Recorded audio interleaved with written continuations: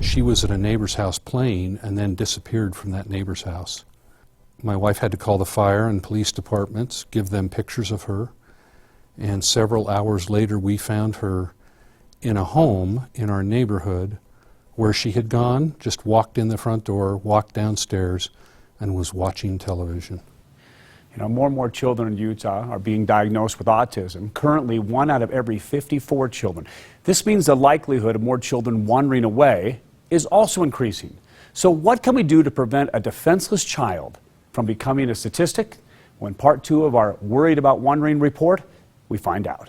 For any parent with a child with autism to let go of the stigma that, oh, my kid's broken, that's a hard thing though.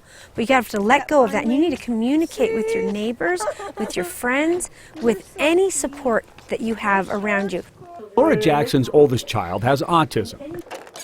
And while the 20-year-old is not a high risk for wandering away, preventing that from happening is a top priority in the single mother's home. Every single door to where it chimes every time. Every time a contact's open, we hear it. We don't have that silenced.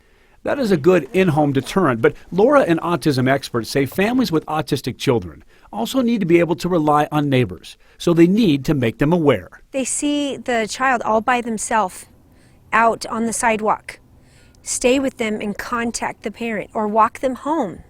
You know, walk them home, because they shouldn't be by themselves. Children that wander, that's how they get lost, that's how they get hurt, that's how they end up in canals, ditches, things like that.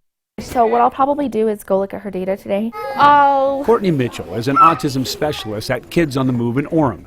She says noticing a child with autism and doing something about it could truly be the difference between life and death. You know there's an autistic child in the area and you see them alone, say something. It's better to be safe than sorry. If you're a neighbor of a family that has a child with autism, keep an eye out. Just be alert. Think about if it were your child that had this problem and might not be able to communicate that they're lost, or even be concerned that they're lost. Some families who have children with autism are turning to GPS tracking devices. In St. George, Project Lifesaver has provided several trackers to help keep tabs on kids who wander. Scott Bean, the CEO of Kids on the Move and father of an autistic child, wishes these trackers were around when his daughter, who is now 25, was much younger. I consider it to be a blessing to a parent who has a child with autism. He and others see them as one solution to monitoring children who wander away. And when paired with education, awareness, and community involvement, experts believe we can prevent many autism-related tragedies.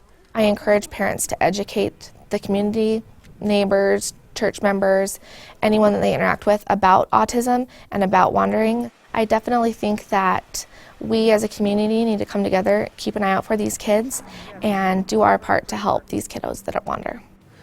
Wandering isn't just something that happens.